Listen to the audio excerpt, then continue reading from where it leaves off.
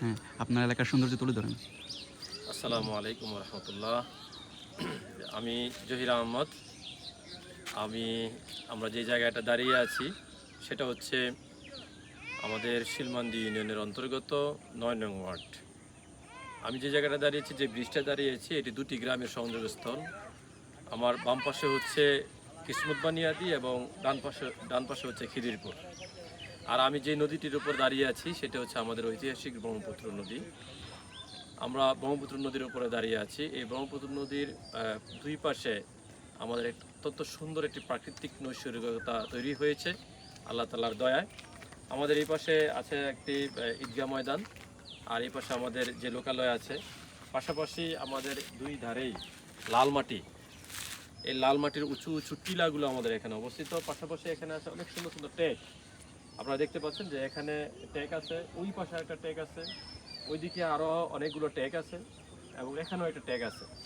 এছাড়াও আপনার এই নদীর পাড় ঘেঁষে যে সারি সারি গাছ লাগানো হয়েছে, সেই দৃশ্যগুলো অনেক চমৎকার। আর বাম পাশেও অসাধারণ, সেখানে আমাদের একটা বিল আছে ছোটোখাটো, সেই বিলটাও আমাদের সৌন্দর্যকে আরও বেশি বাড়িয়ে দিয়েছে। তবে আমাদের এই নদ, আপনারা সবাই জানেন, আজকে ব্রহ্মপুত্র নদীটি মারা গেছে, এখন এটা একটা খালে পরিণত হয়েছে। আমাদের যথাযথ অব্যবস্থাপনার কারণে, যেখানে একটা সময় এই খালে অসংখ্য মাছ আমরা ধরতাম, আজকে সেটা নীল নদে পরিণত হয়েছে। কারণ এখানে আমাদের যেই ডাইংগুলো আছে, সেই ডাইংগুলার এই বিষাক্ত পানিগুলো আমাদের এই পানিকে ধ্বংস করে দিয়েছে। যদি আমাদের এই সামনে আরেকটা ব্রিজ আছে, যেটাকে আমরা কালীবাড়ি ব্রিজ বলি, সেখানে যদি একটা সুইচ গেট করে দেওয়া যায়, দেখা যায় বর্ষাকালে পানি আসলো, ওই সময় যদি এটা বন্ধ করে দেওয়া হয়, পানিটা টান দেওয়ার সময়, তাহলে এই পানিটা যখন থেকে যাবে এখানে আমরা মাছ পাবো। আর ওই দিক থেকে যে পানিটা পাঁচদোলা দিকে চলে যাবে।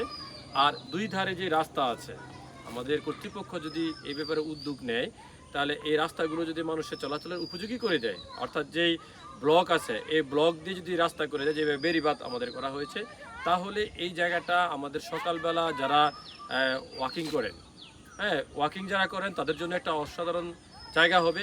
পাশাপাশি যারা সৌন্দর্য পিপাসু, যারা একটু ঘুরতে আসেন, যারা একটু সময় কাটাতে আসেন, তাদের জন্য একটা কি বলেন, যে পর্যটন এলাকায় পরিণত হবে ইনশাআল্লাহ। তাই আমি বলবো, আপনারা যারা আমার কথা শুনছেন, এখানে আপনারা মোবাইলে দেখে না যতটুকু সুন্দর উপভোগ করতে পারছেন, আপনারা এখানে আসেন। আসলে আরও বেশি আপনারা এখানে রোমাঞ্চিত হবেন আশা করি। আর আমাদের জায়গায় এখানে আসতে গেলে রাস্তা খুবই সোজা। আপনি যদি মাধবদী থেকে আসেন, তাহলে গণেরগাঁও প্রাইমারি স্কুলের রাস্তা ধরে আপনি কালীবাড়ি ব্রিজে আসবেন। এই ব্রিজের আগে যে রাস্তাটা চলে আসছে ডান দিকে, অর্থাৎ পূর্ব দিকে, সেই রাস্তা ধরে আসলে আপনি এই জায়গায় আসতে পারবেন।